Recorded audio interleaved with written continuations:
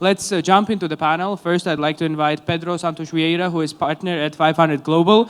Let's give Pedro a very warm round of applause. I'd like to invite Tamaz Tupuriia, head of the analytical department of Alt3 Capital. Let's give him also a round of applause. And I'd like to invite Pavle, but I'm not sure I see him. Pavle Mgeladze from reInvent, co-founder and CEO. Is Pavle here? Okay, I think Pavle is not here, but let's invite the moderator, a managing director at Axel, Tsagareishvili, who is behind so many investments in Georgia done by angel investors. Good luck, guys.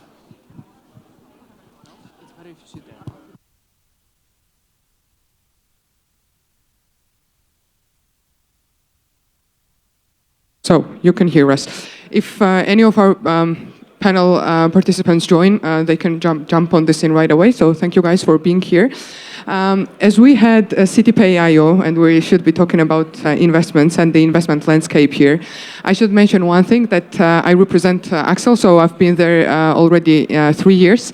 I remember in 2023 we rejected actually investing in CityPay IO, but they just friendly opened the round for us. So it was not that they needed our small ticket as an angel investors. They were, whatever Eralp has mentioned today, that they were trying to give back to community that way.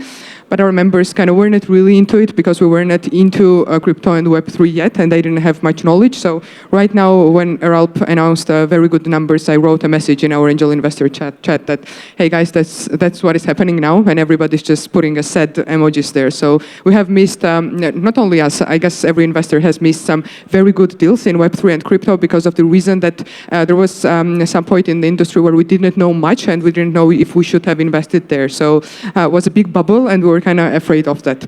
So that's a quick overview also from Axel's perspective, that even till now we have not invested that much into Web3 or crypto or tokenization, but we have invested some in the AI, and we also have same companies in our portfolio, for example, with 500. And so I'll give floor to you for several minutes to do a quick intro of yourself and to tell the audience here also a quick question whenever you do the intro, that how does your portfolio now look like? So Pedro, on your side, so has the number increased of the kind of startups that are in the Web3 or crypto plus AI, because we have many things here today to discuss, and also on your side to discuss where are we at, what your plans are, who you are, and what's the plans of your own organizations, companies, funds, cohorts, accelerations. Thanks a lot. Okay, I guess I'll go first. So 500 has a family of funds around the world, and 500 Eurasia is the most recent in the family. And we run it with an acceleration program in Georgia. Very proud of doing it here, like Eralp. And but we cover 29 countries with this program and with the fund. Currently, the portfolio has 75 companies already. And we expect to build a portfolio of 120 with this fund in this program. That's in Eurasia, right? In Eurasia. Yep. And I would say half of that, if you bundle AI and Web3 and FinTech, that's half of the portfolio. The number is going up, but in different ways, right? Web3 is going down, AI is going up, whatever AI means these days. I think that's part for a longer discussion later. But as a group, those three keep going up, and we'll continue investing more. We hope to invest in more Georgian companies. We're also always looking for the next unicorn. CityPay went by, but there were licensing issues that worried me, so we didn't invest. I'm really happy for the guys to where they got now. We're on the same page. Yeah, missed opportunities. Licensing is also another topic for discussion. But anyways, so I think that's good as an introduction, right? Yep. Thank you. Tamaz, on your side?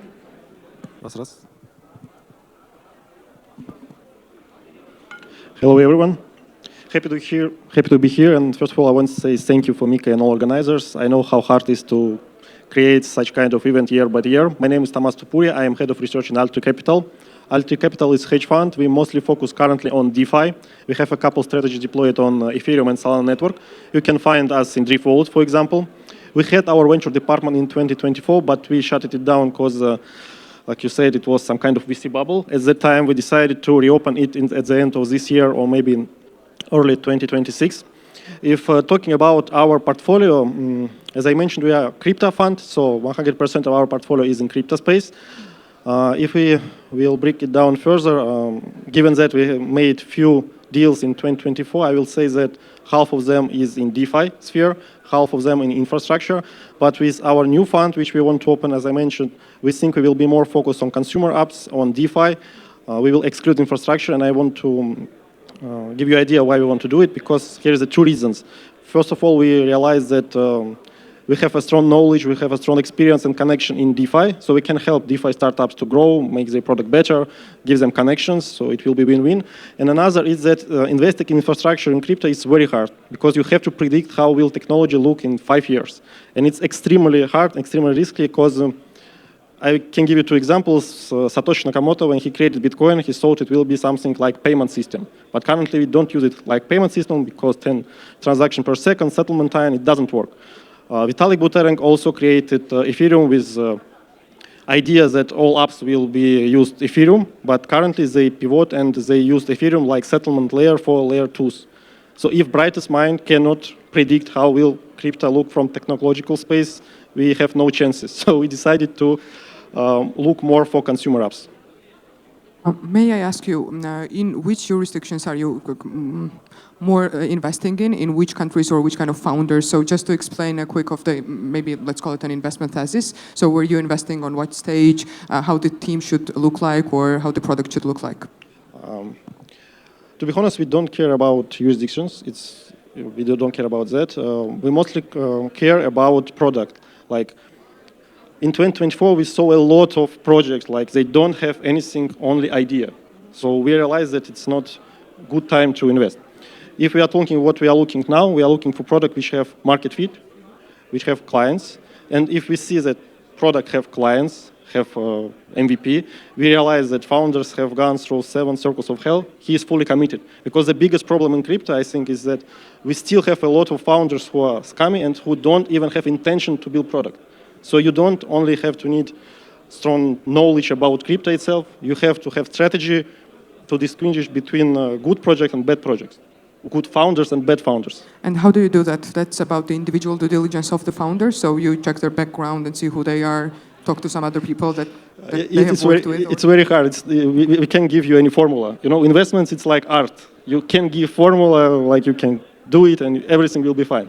The biggest problem for me is when founder have VC background. Because if he has VC background, VC background, he knows what you want to see and he gives you this. And we had almost a couple of deals with such founders. And it turned out to be a scam? Yes. It turned out? Yes, Okay. yes. From VC world then scamming another VCs? He had background in VC and currently he tried to build a lot of product. And to be honest, I realized that it's scam because I realized I saw him in different project in this conference 2 years ago. Okay, got it. Thank you so much. Pedro, I'll quickly jump back to you. So you mentioned that now AI is rising up and Web3 is going down. About Web3, I just only have one question because that's where we were a bit stuck because we're mostly investing with just safe notes and that's the easiest thing to do. And we had several projects that were suggesting that maybe we invested through their tokens and crypto and so on. So the first question is, what's the mechanism that you have invested in the Web3 startups? I guess it might be interesting for all the startups who are then planning to reach us out. And the next question is about the AI. You mentioned that it's raising, and you also mentioned that we can argue a lot what the AI is. So from your perspective and from 500's perspective, what is AI, and what are those AI startups or teams that are building the AI that you would be willing to invest in? Got it. So we always invest with equity. I mean, for equity in convertible notes, we can take tokens, but it's never our core value. The core value that we extract is through equity. The other bigger question about AI, one of the things we tell our founders all the time for AI, Web3, etc., is that I actually don't care if they're AI or if they're Web3 or if they're blockchain or IoT or whatever hype of the moment is. What I care is, are they solving a problem that's big enough worth solving? And are there enough people or companies in the world that are going to pay to get it solved? And then if you solve it with AI or Web3 or whatever, then we'll see. So it's very hard to define specifically now with AI what's an AI company? And now you see a lot of companies making the claim that, oh, we've been using AI like for 20 years because we were doing machine learning in NLP and blah, blah, blah, and that can be seen as AI.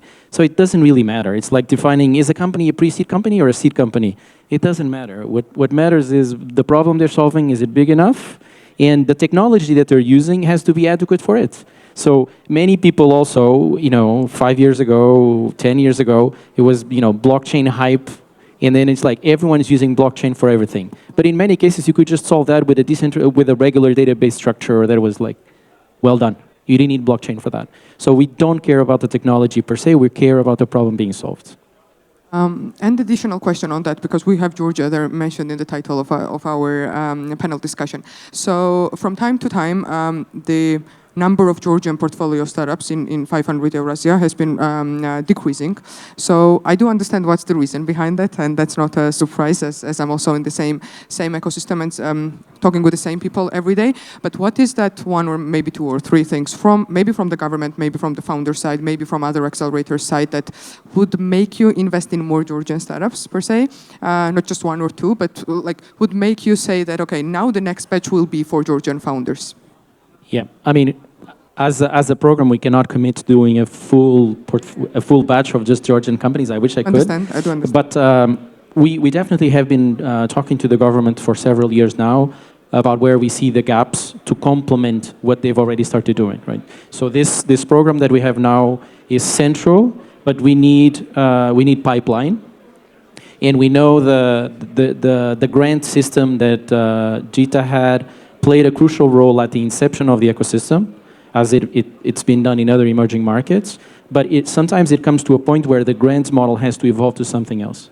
And what's happening now, and in fact it was announced yesterday, right, is that JITA in the government now will be hiring 4 new pre-accelerators into the country, or 3 new accelerators, because 500 is the 4th. We will have a new program and a new team in place.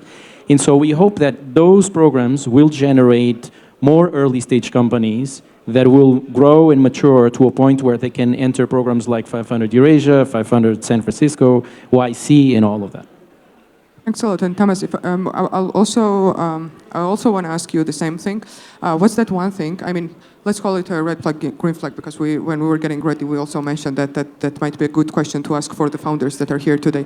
So what are those things that you are mostly looking at, except of the founder and except of the thing that we already talked about? And what would be that one thing, maybe also from the government or the private sector or the founders from itself, that would make you invest in the Georgian DeFi, Web3 crypto startups? I think it's a very nice question. For our perspective, I think Georgia is a very nice place in crypto. Like here is everything okay, but we want more regulatory clarity and we want more support from authority. I mean, we can look like in USA, yes, like Project Crypto from SEC. They didn't make any laws. No, we don't have any laws from SEC, but we know they want to make crypto, make USA capital of crypto. Like something like this from Georgia government will be enough for us to allocate more capital here. Because when we wanted to open our fund, we looked in Georgia, but here is not license for our fund here. So we decided to open in Singapore. So this is a problem. That's from the government side, yeah, I guess, and regulatory side. And what about the founder side?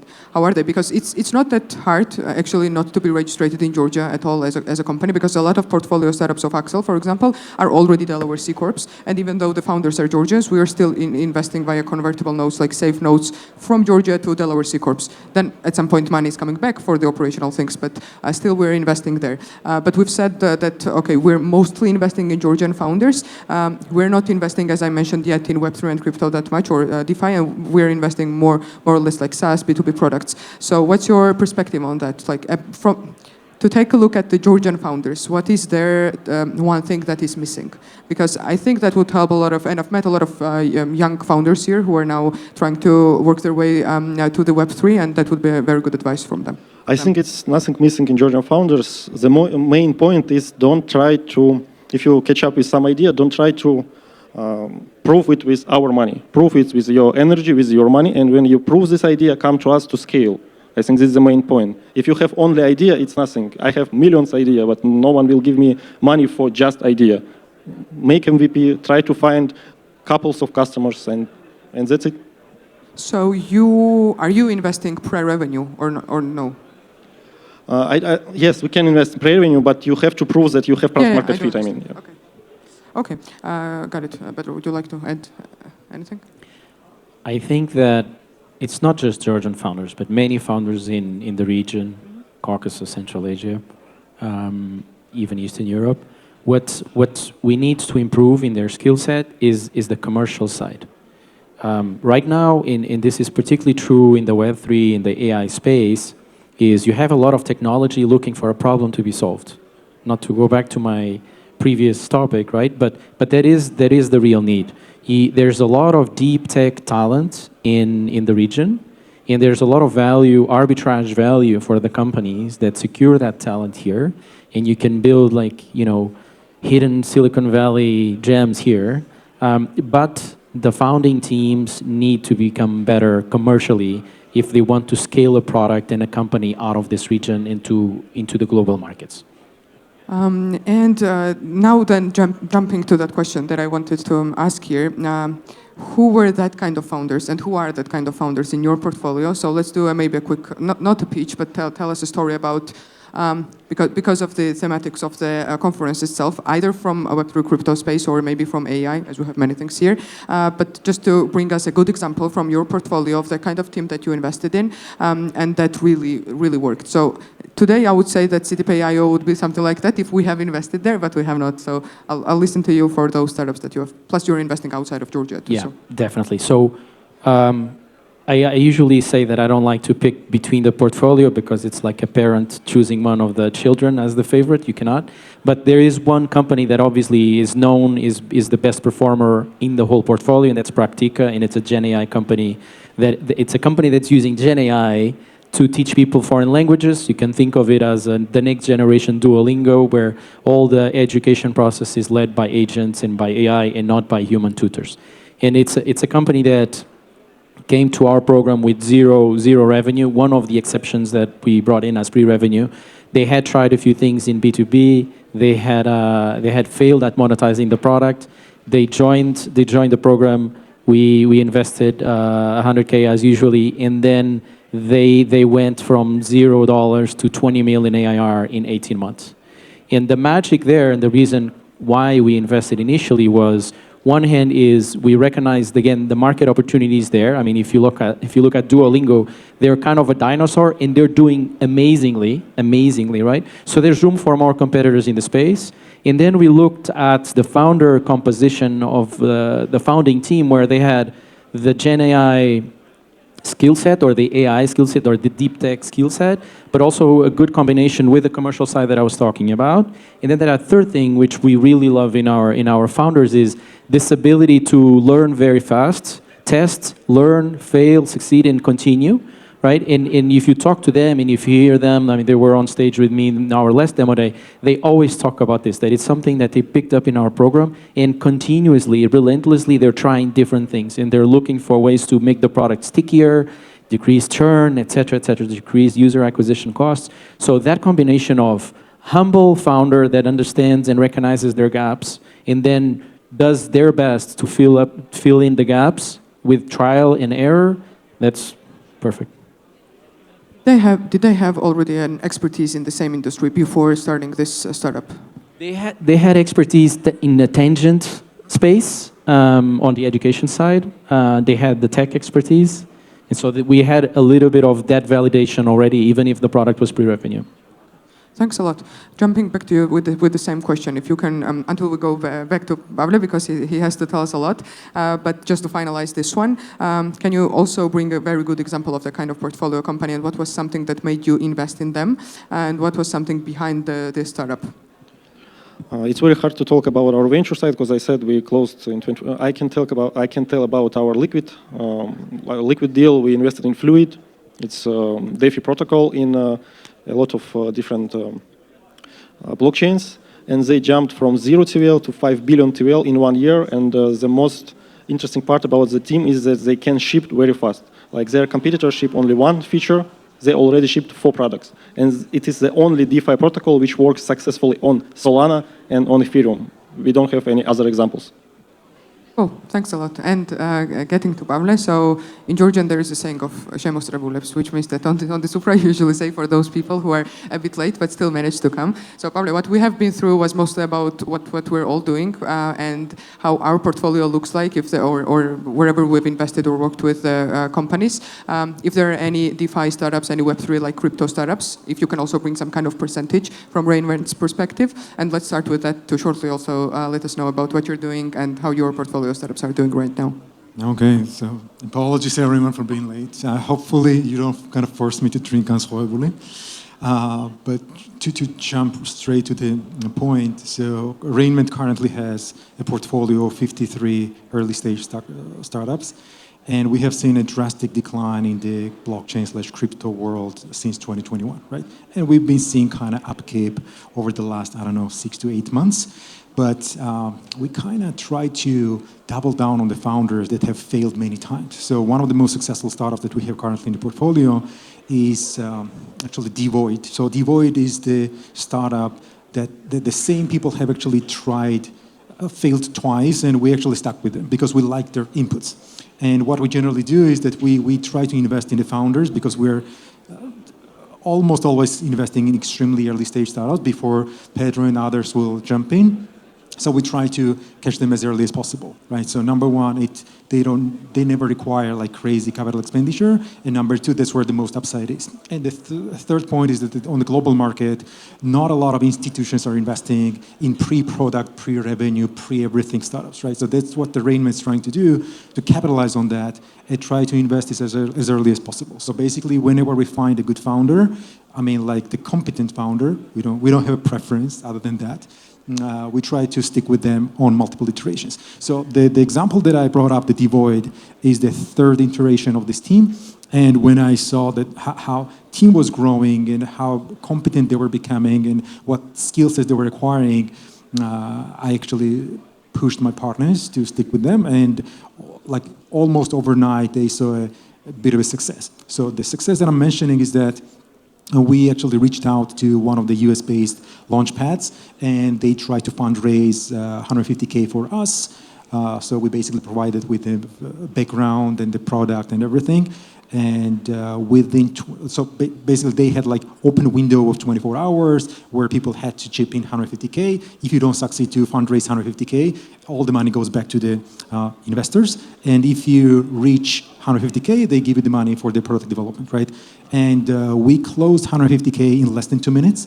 And after 24 hours, we had more than 12 million contributed to our project, right? So it kind of seemed like overnight success, but little did anyone know that we've been working on building this team for more than 3 years, right? So for like untrained and naked eye, it might seem that, hey, these guys got together maybe like 6 months ago, started working on this project, and voila, all of a sudden they got all the traction, right? But the reality is that we spent more than 1 million in experiments prior to that, excluding the investment in this actual startup, and then only you are onto something, right? And again, it's still early. Like we still don't know whether it's going to get traction. All the positive signs, but hey, nothing's guaranteed, right?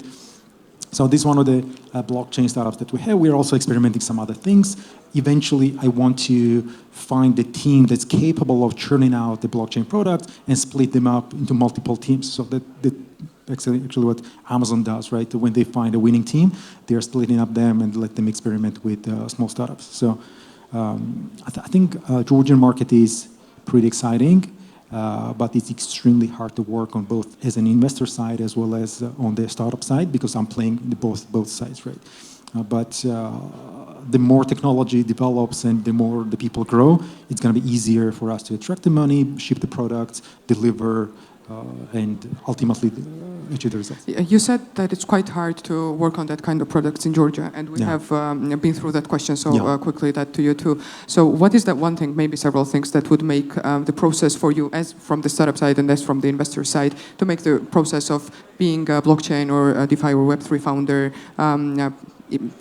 to make that process way much easier? Would that be something from the government side, maybe, I don't know, the regulation side, or something on the knowledge education, or I don't know, the market readiness, more capital in that kind of startups, or what's that? So from my personal experience, there are a lot of things that can help as a like early stage founder, but ultimately you have to go through the pain.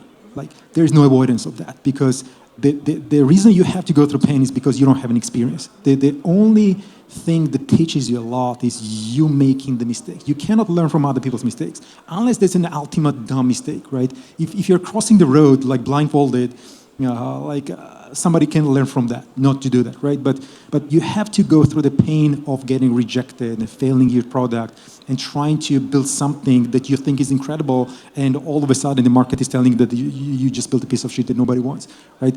And there's not a lot of things that anyone can do in this world. Even if the government rains the money on you, you still cannot succeed. Like even if you have an unlimited access of the money, you still cannot succeed. Like building a product is not something that's done easily. Otherwise, like everyone wants like a multiple billion-dollar company, right? And very few people actually get there. And the only reason is because there's no way of skipping that, right? It's like as a child, right?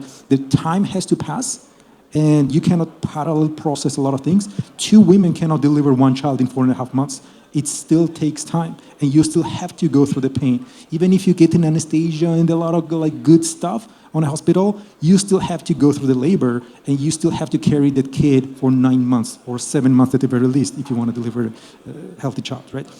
And the same is with the startup world, and we always try to push the founders towards struggling well. There's no avoidance of struggle. And the people who just don't want to struggle and they try to find the shortcuts and easy ways out, we just don't stick with them. Right? And the only thing that matters in my world is the inputs. Are you struggling well? Are your inputs getting better? And inputs meaning that are you better at software development? Are you better at product development? Are you better at talking to the investors? Are you better at hiring, firing, and managing your teams? And a lot of things that can be looked at from the input side that's ultimately going to deliver a good outcome, right? I don't care about the outcome. As long as my inputs are good, I know that the outcome, the output itself is a delayed metric, and I'm fine. Like Rainman has not had a cash flow problem for a long time, thanks to our software services and other services, and it's just a matter of time when we start delivering great products. Because we as investors, we as founders have to grow as well, and when I look at myself even a year ago, I was like, damn, this guy was dumb as fuck. Right? So, thanks a lot for many comments and inputs. And as we have around 5 minutes left, I'd like to ask each of you for 2 advices. So the first advice, well, of course, will be for the startups that are here today. And I've met a lot of young, not founders yet, I would say. Some of them are now thinking to go into and step into that startup world, which, well, at some point you might be seeing some things from a very positive side, but there are many bottlenecks in the process, right? And another thing is that I've talked to many people already, and there are a lot of investors that either have been investing into tech or are now willing to start the process. And in this kind of conferences, my role is also to onboard some people at Axel, and I try to talk with them a lot. And of course, we do see that there is always a lack of knowledge because not many academies or, I don't know, different kind of educational things exist in Georgia around that. So if you may, give 2 advices to those who are now considering to start investing into tech, and mainly in those sectors that this conference is about, and also to the founders that are now willing to step into the startup world and put on a hat of startup founder. Whoever wants to start, whoever feels ready for that. I can go. I'll start with the founders because I'm founders first. Make sure that you talk to the world before you build anything. I mean, the number of companies that fail, or the percentage of companies that fail in the world, which is 80%, 90%, depending on the studies, they're all because there was no market need for what they were building. Additional question that I had and I forgot was that usually those startups that started in crypto sphere and like blockchain sphere, most of them that I know in Georgia, they have pivoted in the process. So is there any that kind of your portfolio startup that stayed in the right path that they started with? I don't think so. No, yeah. Okay, so don't be afraid. Not just don't be afraid, but that is a usual way that startups go through. So this is quite normal. So yeah, Pavle, and then bringing the same question to you of 2 advices. Yeah, for the founders, I think I think the best advice I would have heard like 4 years ago is to manage your expectations, right? So it's not going to be easy, and what's going to help you a lot are 2 things. Number 1, to manage your expectations, and be there for the long term. If you cannot be there for the long term, you just never know when you're going to succeed. How much is the long term? I don't know until you get the results, right? It's very subjective because you might deliver results like in a month. If you're a genius, it might take me forever to do the same, but everyone to his own, right? But the number one, to manage your expectations and don't quit unless you achieve something that you have in mind. And number two, find fun people that you really want to be with, and that's gonna alleviate a lot of pain. So, like, I think ultimately we're gonna get to the point where the AI agent's gonna help you with everything. The only thing that the AI agent's not gonna help you with is to keep your spirits up, right? When you fail, you need somebody to come to you and, I don't know, even just buy you a beer, right? Just do the small talk, just like human things, right? It's extremely important. Like in the beginning, you are too concentrated on the financial modeling and building the product. Like fuck all of those things, right? Find the people you want to spend a lot of time with and manage your expectations, right? And it's always a bonus point if those people are smart, but don't necessarily have to be extremely smart, right? So ultimately, the best products are not built by the smartest people, right? So try to have fun is the most underrated thing, at least in my startup world, and be there for the long term, right? And like building a startup is not a rocket science. Like being a miner, not a crypto miner, but like a coal miner is a lot harder. Being, I don't know, a policeman is a lot harder. Being, I don't know, the soldier is a million times harder than building a startup. And you have not chosen the most difficult path. Like there are millions of people that are doing harder things than you. You just have to stick there and just like try to acquire skills. Everything is learnable. That's like manage your expectation, find fun people to be with, and be there for the long term if you want to succeed. If you've got the timeline in mind, I'm sorry, you might not be able to hit that. So it takes time. So thank you a lot for participating in the panel discussion. I think my panel participants do really need an applause from you, and I think they deserve it. So let's clap to Pedro, Tamaz, and Pavle. Hope to see you here and talk more about the early stage investments. Unfortunately, we don't have that much time to talk very in depth about early stage investing in those things, but I think most of us will be staying here. So we're here also for the networking. So reach us out anytime. Thanks a lot. Yeah, I'm going to stick around to make up on my late time. So if you guys want to come over, happy to do that.